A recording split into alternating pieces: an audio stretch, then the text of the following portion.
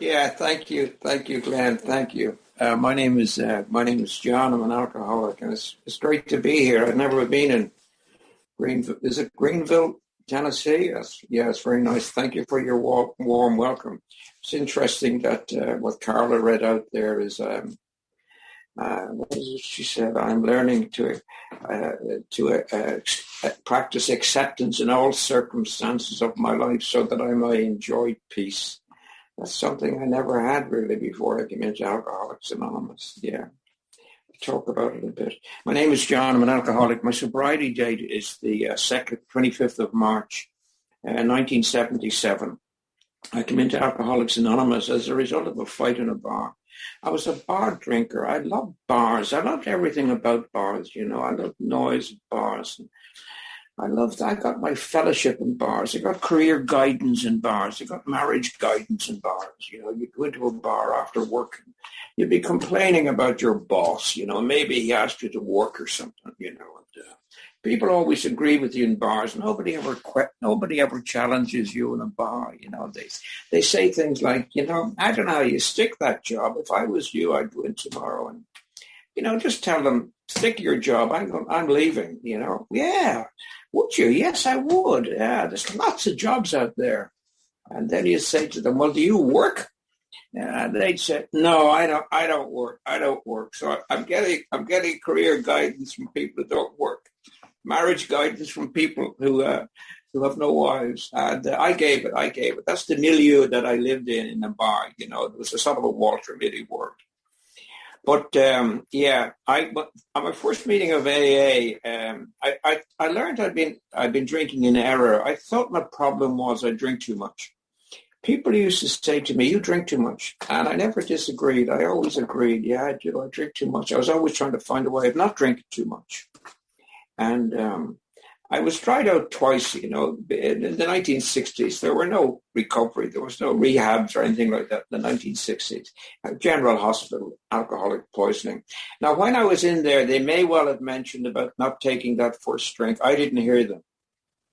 They may well have mentioned about Alcoholics Anonymous. I didn't hear them. And they may well have mentioned about the 12-step program recovery. I didn't hear it. I'm not saying they didn't say it. I'm just saying I didn't hear it. All I heard was, you drink too much. And I left those places determined not to drink too much. That's the story of my drinking. Why do I keep going back drinking? Drink too much. And at my first meeting of AA, you said, you know, people who drink too much are heavy drinkers. You might be different. You might be what you describe as an alcoholic. And I don't know whether I ever heard of AA before I came into Alcoholics Anonymous on that night in March. 1977, but nothing ever struck me. And the idea of being an alcoholic, it never crossed my mind. I was 29 years of age, and I remember I just thought it was not fair that I arrived there at that meeting of AA. There were all these old men and women in their 40s and 50s just about to die, and then there's me, this young guy. And I said, oh, this is not fair. This is terrible. It's the greatest night of my life. I sort of whisper this because my wife might be outside, and I tell her it's the second greatest night of my life. But the greatest night of my life is the night I came into Alcoholics Anonymous, because I found out what was wrong with me. I told you I'd been drinking in error. I thought my problem was I drink too much. And you said, people who drink too much, heavy drinkers, you might be different. They said, you might be alcoholic. And they defined an alcoholic. Having taken that first drink into your system, can you guarantee your subsequent behavior? No. Well, they said you may well be alcoholic. They said you may be suffering from an allergy. They called it an allergy. It's that when you take that first drink into your system, something happens physically, chemically. It doesn't happen to my brother Robbie or my sister Miriam, but it happened to me. It is. And I do remember thinking, I wonder why no one ever said that to me. All they talked to me about was you drink too much. Nobody ever mentioned to me about the allergy, about the first drink getting you drunk, or the program of AA, which says is the answer to the physical side of the illness is you don't take that first drink. All people said to me was, you drink too much. And I was a documentary filmmaker, journalist for 40 years. And was working for a newspaper once in the 1960s. And I said to the editor one day, you're on for a beer. He said, I'm not drinking with you. I was very insulted. You know, the way we're very sensitive. Why? He said, once you get the taste for it, alcohol. We never know where we're going to wind up. So someone had said, in a more oblique way, is once you get alcohol into your system, something happens to you physically, chemically. It sets up the phenomenon of craving, and you can't guarantee your subsequent behavior in a more oblique way. So someone had said it to me, and they talked about me staying off one drink for one day in Alcoholics Anonymous, and I knew I could do it. I've done it thousands of times. I just did it thousands of times.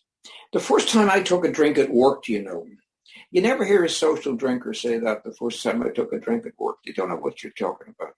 We have a guy in our group, he's quite dramatic. He goes, well, the first time I took a drink, he said, my life went from black and white into technicolor.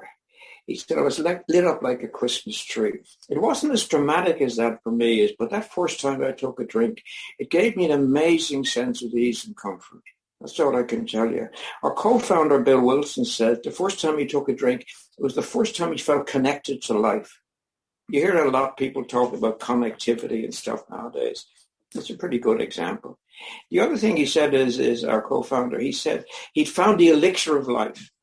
I looked it up in a dictionary. Elixir, one of the definitions of elixir is a mythical potion that turned everything to gold.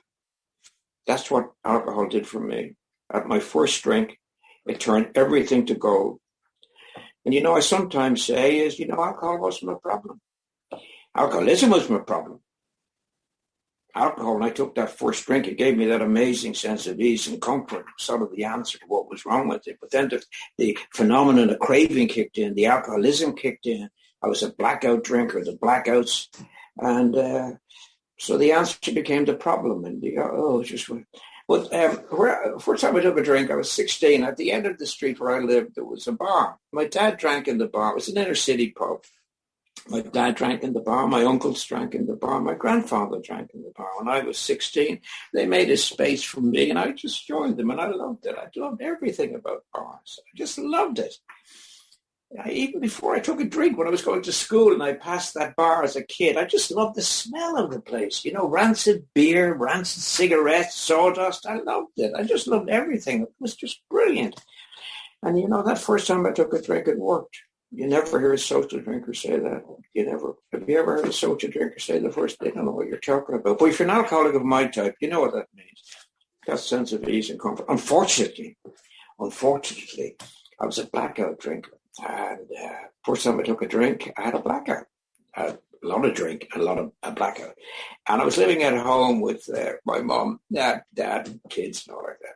And if you're a blackout drinker, when you wake up out of a blackout and before you even open your eyes, there's trouble.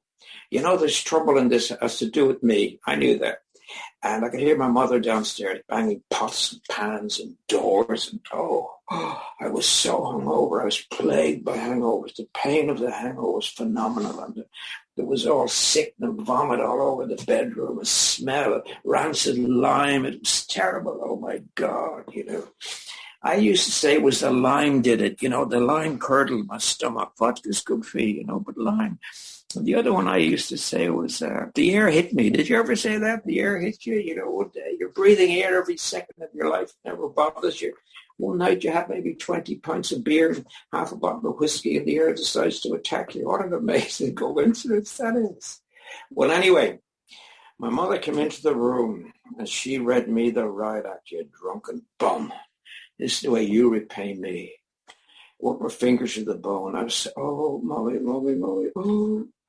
And the four horsemen were at the end of the bed, terror, bewilderment, despair, and one I can never remember. But they all got offside when my mother came in, and she read me the riot act. And then I said to her, Mommy, it's the first time I took a drink, and I'll never drink again as long as I live. And I meant it with every fiber of my being. Now, there's the story of my drinking. I could stop there with my drinking. There's the story of my drinking. Every time I drank and got into trouble, I used to say these words, I'm never drinking again as long as I live. Ever. My wife used to say to me, most Sunday mornings I'd say that. My wife would say, why don't you take a pledge? I'd say, I don't need to take a pledge. I'm never drinking again. I could be drunk that afternoon. I will be drunk by Thursday. It's always a mystery to me is just swear off it. And in AA, it's, I read a little bit out of the big book on page 32, if that's okay, or 34 or something. It says, not drinking's good. Well, you'd expect that from the big book of AA, wouldn't you? Not drinking's good. But anyway, I'll read exactly what it says. It says the experiment of quitting for a period of time is helpful. But we think we can render an even greater service to alcoholics and describe some of the mental states that precede a relapse into drinking. For obviously, that's the crux of the problem. I looked up crux. I thought, I'm a journalist. I know what words mean. I looked it up. Crux means the central part of the problem. So AA is saying, and you don't have to believe anything that's in AA, by the way, but it might help. AA is saying the central part of the problem is, why do you keep going back drinking? Well, I like it. No, it's not good enough. You know, I say there's one thing we all have, there's only one thing probably we all have in common apart from the allergy is we've all said at one stage and meant it. I'll never drink it again as long as I live. So why did you go back? Did you mean it? Yes, I meant it. Did you mean it with every fiber of your being? Yes, I did. Well, why did you go back? I don't know. There's the corner. I don't know why I went back. I can give you excuses and stuff like that, but the truth is, as it says, the cause and condition there is, I don't know. I have to be honest with you. And the book says, look, whatever it says, something like Bill says, is the truth of the matter is an alcoholic has no idea why you went back drinking. No idea. Mystery says, I don't know whether they use the word mystery. No idea. So I come into Alcoholics Anonymous and I'm told I have this physical allergy to booze and I got to stay off one drink for one day, which is what I've done. But you know that other side of the illness, and I think as well in AA, I was just thinking about this week, sort of a broad spectrum in AA, isn't it? There's people who only have a physical allergy to booze. I've met some. Now, I haven't met many, but I have met a couple who only had a physical allergy to alcohol, and when they stopped drinking, they were okay. I haven't met many. And then at the other end of the spectrum, there's people who've got grave mental and emotional disorders. Most of us are in the middle, I think. The people I meet, I hang about with, is we've got a physical allergy to booze, and we have some mental and emotional issues that we need to address. The cause and conditions maybe is why we go back drinking, which is what which is what my sponsor said to me is this. So I'm in AA, my first meeting of Alcoholics Anonymous, and one of my thoughts is, I wonder how long this will last. This is another fad. I was always trying to stop drinking. I was always looking for the answer to what was wrong with me. I knew there was something wrong with me, but I didn't know what it was. I'm going through life knowing there's something wrong, but I don't know what it is. Sad way to go through life. No peace of mind, you know. So I get us, I was very lucky. I was very fortunate. At my first meeting of AA, a woman was sharing, and she spoke about a common trait of the alcoholic is restlessness, irritability, and discontent. Now, I suppose my first thought when I heard that was, what's that got to do with drinking? I'm here because I want to stop drinking, and people are talking about restlessness, irritability, and discontent. But it sort of resonated with me, you know. And then at my second meeting of AA, this was read out from 12 by 12. It says, what are we likely to receive from step 5, AA? Well, for one thing, we'll get rid of that terrible sense of isolation we've always had, almost without exception. Alcoholics are tortured by loneliness. Even before our drinking got bad and people began to cut us off, nearly all of us, now not all of us, I get it, but nearly all of us suffered the feeling we didn't quite belong. There was always that mysterious barrier we could neither surmount nor understand. Well, oh my God, you could have hit me with a baseball bat, you know, when that was read out. Because I had this sense all my life is, there's something wrong with me. I never thought of it as an invisible barrier of isolation and loneliness. Our co-founder, Bill Wilson, says that invisible barrier came down upon him at the age of 11 when his parents divorced. And that's not what happened with me. There was nothing happened to me. There was no event or anything like this other than I'm sitting in a classroom in Dublin and a sense comes over me. Just that's all I can tell you. There's something wrong with me. There's something, I don't fit in. I didn't have the language to describe what was wrong with me. I just had this sense there's something wrong with me. And Bill, in one of his letters, he writes that the chilling vapor, that's the mental and emotional side of the disease, descended slowly, growing thicker, darker, denser, more sinister. And that's what happened with me is over the years, from the age of 7 onwards, it grew thicker, darker, denser, more sinister. At the age of 12, I've no peace of mind. There's Carla read out there. There's no peace of mind. I've no peace of mind. I'm restless, irritable, and discontent, but I didn't know those words. My mother now, in Ireland, there's a saying, I'm sure, I don't know whether it's the same in North Carolina, but Tennessee, but my mother used to say there's a want in you, W-A-N-T, want. You're never happy. No matter what you get is, you're never happy. And you know, that's the truth of it is. I didn't know it was wrong. I just knew there's something wrong with me. It got thicker, darker, denser, more sinister. So at the age of 12, I'm thinking of killing myself. I'm always looking for the answer. I'm always reading books, self-help books, spiritual books. I'm always looking for the answer to what's wrong with me. It's a terrible way to go through life, looking for the answer to what's wrong with you, but you don't know what's wrong with you. That's a sad way to go through life is, you know. I did a program for the BBC a couple of years ago on poetry, believe it or not. And there's a poem that resonated with me and some other alcoholics by a woman called Stevie Smith. She died at 55 years of age. She's from Leeds in the UK, and it's about a woman who's out swimming, out at sea swimming, and she's waving to shore. And there are people on the shore. They can see her, but they can't hear what she's saying. So they're waving and laughing back. But if they could hear what she's saying, I'm not waving, I'm drowning. I'm not waving, I'm drowning. And that's the story of my life. I was amazingly successful in nearly everything I did, believe it or believe it not, is seriously successful. But inside I'm bleeding to death. I'm bleeding to death. At 12, I'm thinking of killing myself. I buy this book, The Power of Positive Thinking by Norman Vincent Peale. Oh my God.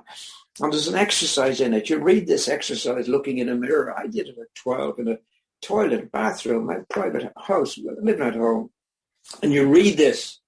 Every day, in every way, I'm getting better and better. Every day, in every way, I'm getting better and better. And every day, in every way, I was getting sicker and sicker. And I said that at a meeting in LA. And a woman came up and said, that's the saddest thing I ever heard. And I thought, you know, how is it sad? And then I thought, if I saw my 12-year-old son or my 12-year-old daughter or my 12-year-old grandson or my 12-year-old granddaughter locked in the toilet saying every day in every way it's getting better, I burst out crying. It's terrible, sad. And it got worse. And then at 16, I found the answer to what was wrong with me. Alcohol. When I took that first drink into my system, it just gave me an amazing sense of freedom. And then the answer became the problem. And we go into that vicious cycle in alcohol, as an alcoholic, of the answer to the problem, the answer just goes on and on and on.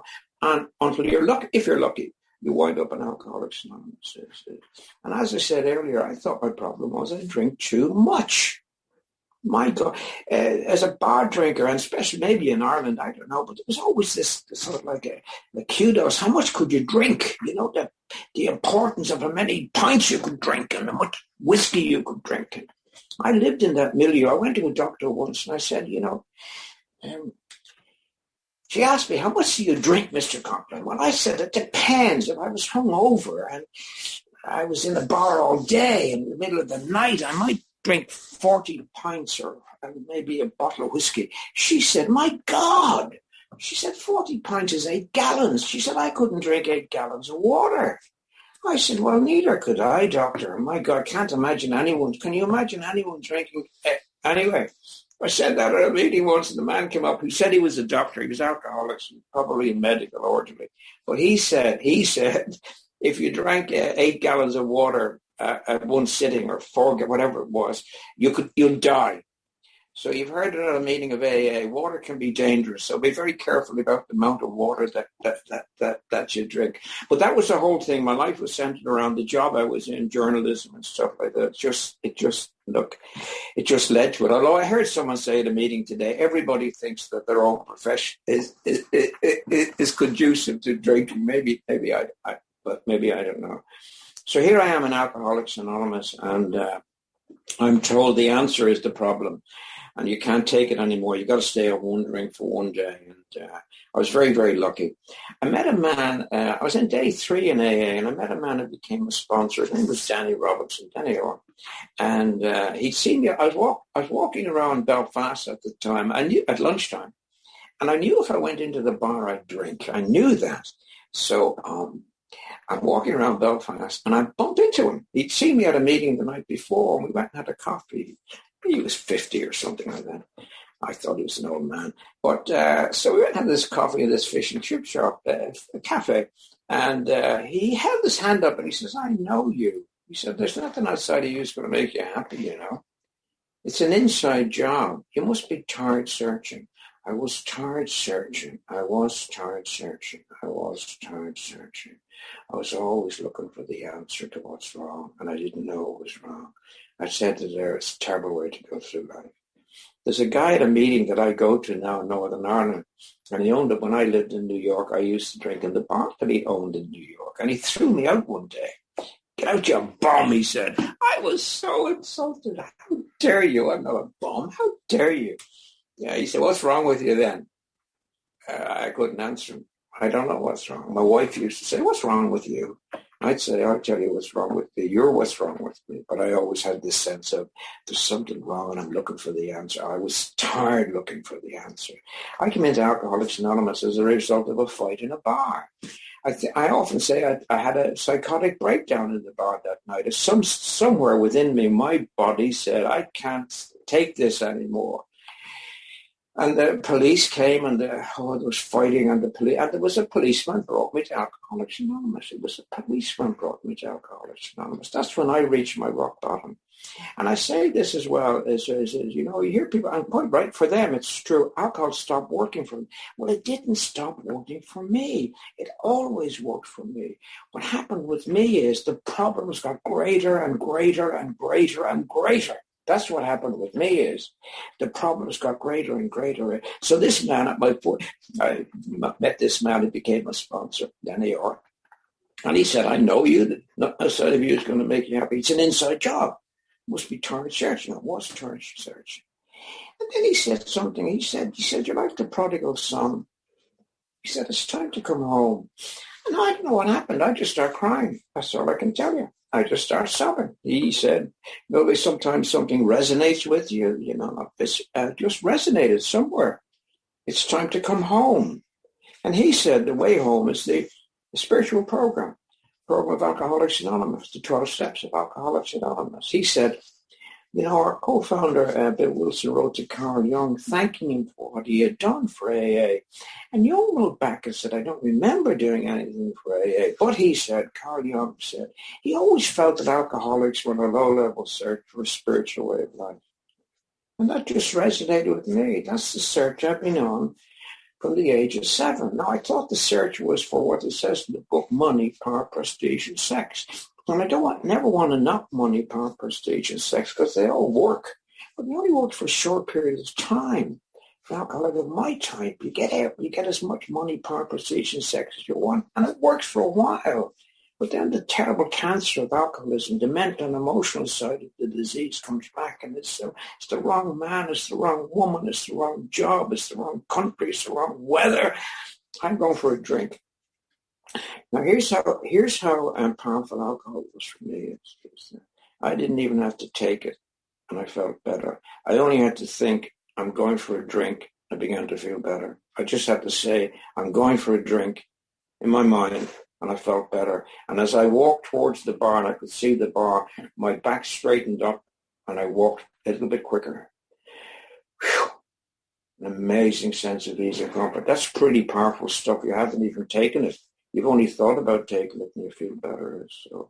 So anyway, that's what he said. He said, you're on this spiritual journey, 12-step program. The journey is a spiritual program. Now, Carl Jung talks about saying he always felt that alcoholics were on a low-level search for a spiritual way of life. Now, if you'd seen me asleep on a bar, say, having peed myself, and say, you see that guy over there is on the bar, he's just peed himself. He's on a low-level search for a spiritual way of life, you know.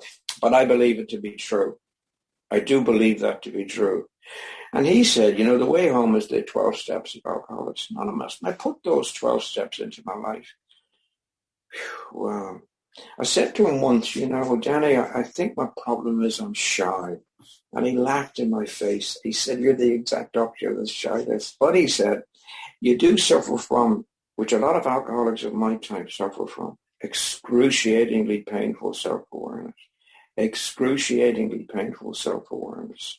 He said, you're locked in this prison of self. When he said that, I visualized myself locked in a dank, dark, damp prison.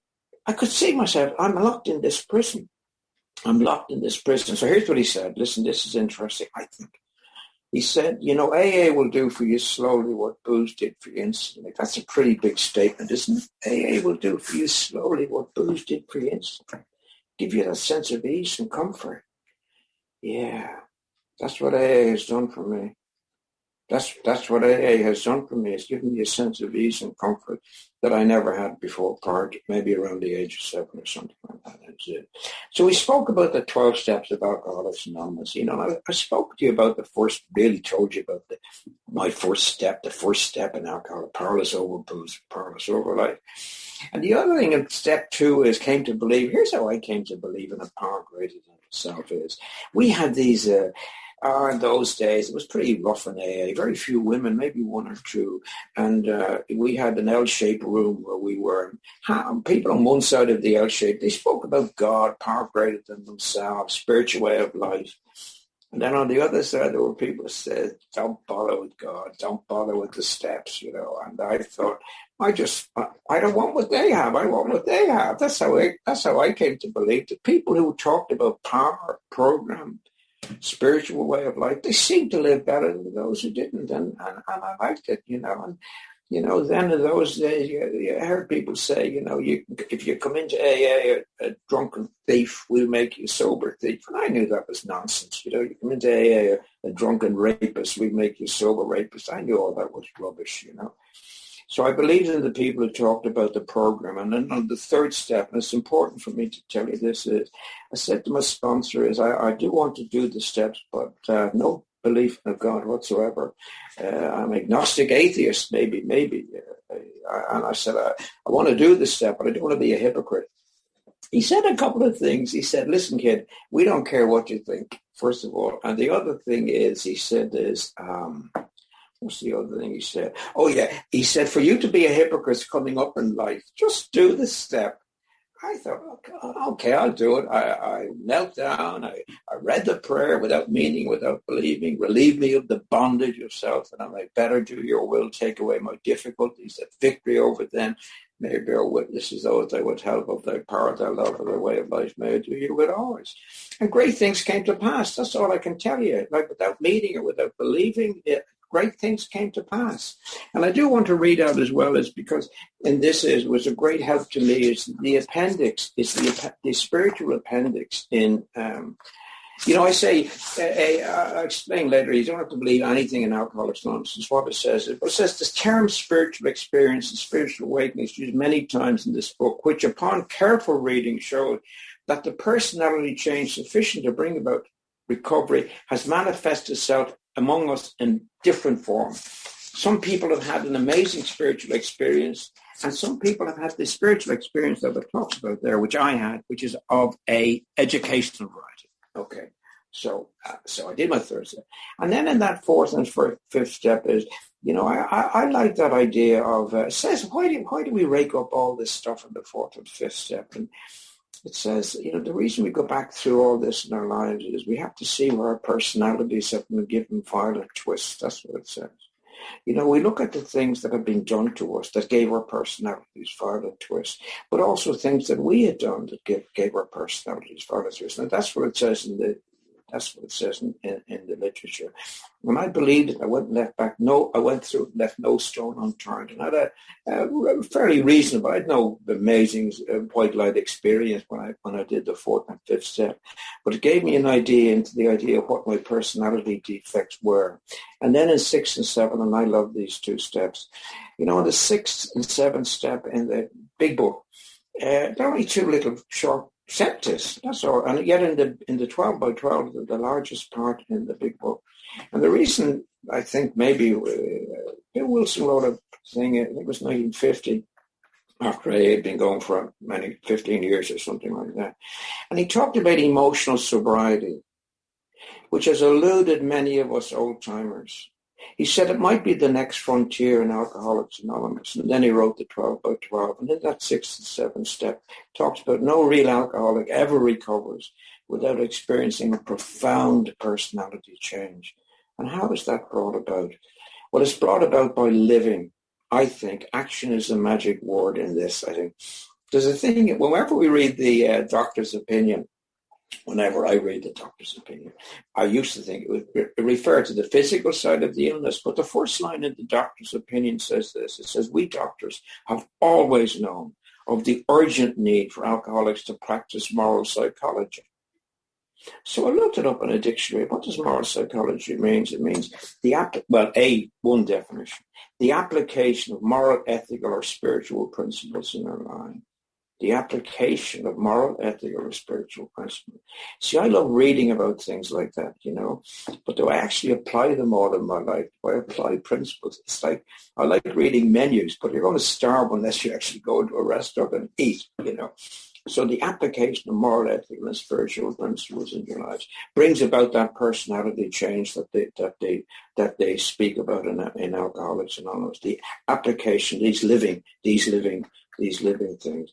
And so, and the 8th and 9th, I love the idea of drawing a line in the sand and starting all over again. But I'm going to tell you something that happened to me, an amend that was made to me. I was a documentary filmmaker, just covered wars all my life. That's all I did. From Cyprus in 1965 until 2002. That's all I did. I just went around the world covering wars. That was my job. I was good at it.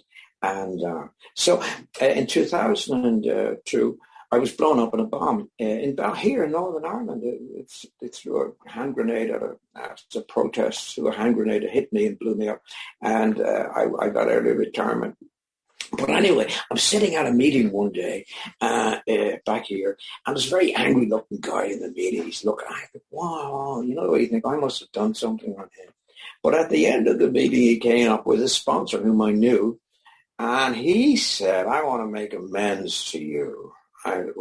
He said, I tried to kill you, and he said, in a bomb attack, and I want to make amends. And you know something? I didn't know what to say. I just said, well, there you go. I genuinely had no idea what to say to him. So nobody was sharing. You hear people talking about the amends they had to make, which were only 10 for me, by the way. I know nowadays it seems to be you make a lot more amends, but for me, I made 10, and they were all nearly all close. Mom and dad, brother, sister, wife, But anyway, that's how the amend was made to me. And then I love those last 3 steps. I must say, I love the idea of spirituality, And I also love this idea is you don't have to believe anything to live a spiritual way of life. We had a guy came to Ireland, and his name was Chuck Chamberlain from Laguna Beach. And he said he was a minister in a church. Well, I went to visit him a few times in America. He was a member of a church called the Church of Science. Church of Science, yeah, I think that was what it was called. And it was it was sort of like a thing out of the Bible where it says, a man thinketh, so he is. How you think determines how you behave and stuff like this. But they ended all their prayer. 2 things he said was, the first thing he said is, the only prayer he said, was, thank you, God. I remember thinking, well, you don't have to believe anything to say thank you. Thank you. So I've been saying that for 45 years. The prayer I say is thank you. I just keep saying thank you. Yeah, thank you. But the other thing it was, and it's interesting that Carla read it out at the acceptances, they had this thing on their church, which was in LA itself. And at the end of all their prayers, they had this slogan saying, they just said, and so it is. They didn't say amen. They said, and so it is. This is the way it is. This is the way life is. Acceptance and surrender, Anyway, a guy came to our meeting one day and what did he say? He said he was built for kindness and courtesy. I remember thinking, so was I. I was built for kindness and courtesy. Can I practice kindness and courtesy in my life? Yeah, I can. And when that night that he said that, I went home and I was just reading a newspaper and there was something about the Dalai Lama in it. And the Dalai Lama he said, his religion can be defined in one word, kindness. And I remember thinking, wow, I think I can practice that in my life. Kindness and courtesy. Can I practice that? Yeah, I think I can do that. Now, not all the time. And the reason I can't practice it all the time is I have this ego. You know, an ego in AA, sometimes they mean people, when they say ego, they mean pride. But ego, for me, it means like you're the center of the universe. If I'm driving along on the freeway and someone cuts me in, it's always, they've done it to me. Or I'm in a line in a supermarket waiting to pay, checkout, you know. First of all, there should be a line specifically for people like me who are in a real hurry. And the other thing is I pick a line, which is the quickest. That one's the quickest, okay. So I go onto that line, and sure enough, there's a guy there who can't find his wallet. And I say, this always happens to me. Or I want the weather to be good and it's rainy. This always happens to me. And I had to learn in Alcoholics Anonymous, it is happening, but it's not happening to you. Pass by. And I say that in relation to pass by because I love reading spiritual literature. I was reading something the other day by a Gnostic gospel, and Thomas asked Christ, how do you be happy? How do you be happy? Christ said, I'm fed up telling you. He said, just be a passer-by in life. Just pass by. Now, I'm addicted, like alcoholics at my type, to drama. Always drama, drama, drama. News, home, everything. There's always drama, drama, drama. It's.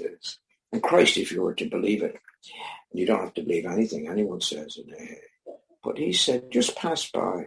Just accept and surrender. Just say, and so it is, you know. It brings me an amazing sense of ease and comfort to be able to say, just pass by. You know, when things happen in your life, it's very, very difficult. You know, over the past 2 years, I had a stroke. My son in Phoenix had a heart attack. My other son was sober. He's drank again. He's sober a couple of months now. And my granddaughter in America, we got a phone call a couple of weeks ago saying, you know, she's anorexia, she's in a clinic and she won't make it. And, you know, now it's very, very hard. It's very easy not to get involved in that. It's to say, and so it is. I'm powerless, and so it is. But that's where I get the peace of mind. And, you know, none of this stuff makes sense unless you say, I do remember speaking like this at a public information meeting. And a woman, she was a doctor, she said, that's the most irresponsible way of life I've ever heard. Of course, all my friends were, but I thought, you know, she's right.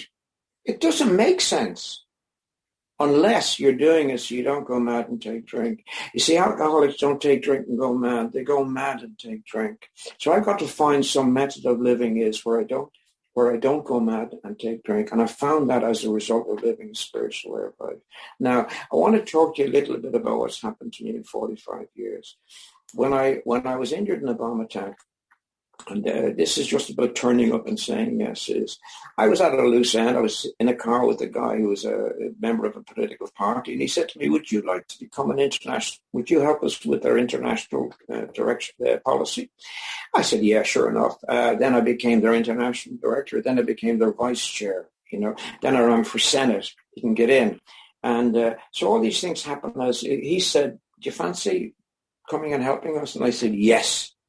When I became a politician. Then after that I was at the United Nations. I was part of the Irish delegation that signed the UN Convention on the Rights of Persons with a Disability. Became a bit of an expert in the UN Convention, did programs all over developing countries on that, formed a not-for-profit foundation for children with disabilities and women with disabilities. And I loved it.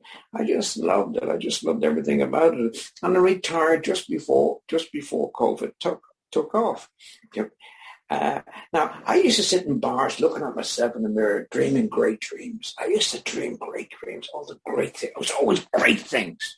It was never I'm gonna have a fight in the bar here, or I'm gonna be lying in the street outside peeing myself. It was always noble things, the great noble things. I'm going to go to Africa and I'm going to open a leper colony and I'll stay there if my leg falls off, all that type of stuff you come into. And so that's what I wound up doing. I wound up in Addis Ababa in Ethiopia. We opened a hospital for children with leprosy. Yeah. I'm thrown out of a bar saying, get out your bum, and that's what I was. Get out your bum. I was a bum. I didn't want to be a bum. I didn't mean to be a bum, but I was a bum. Yeah. And people in AA say, it wouldn't be, alcoholics die drinking. And this guy used to say, you wouldn't be lucky enough to die.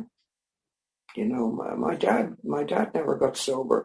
I went to visit him once in Dublin, and Mum said he's in a bar down the road. I went down to visit him. It was a November, a rainy Tuesday afternoon, freezing cold. He's in the bar on his own at the end of the bar, and he's sitting over this lonely beer, looking at himself in the mirror, talking to himself. And I bet he's dreaming great dreams, all the great things he's going to do. Now, he's in the 70s then. And I think that would have been me. If I hadn't got off the bar stool, I think I'd be sitting in a bar stool now saying, next year I'm going to go to Africa and I couldn't get off the bar stool. I just couldn't. So the first thing in everything in Alcoholics Anonymous, you got to get off the bar stool. You got to stop. Don't take that first drink. And then if you apply this program into your life, if you knew what was ahead of you, it would blind you. Like it would just blind you.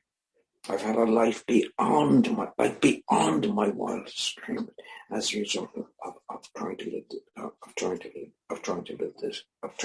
this way of life. I love AA. I love the life that it's given me. I'm living the life now that I used to sit in a bar looking at myself, dreaming about me living this way of life now.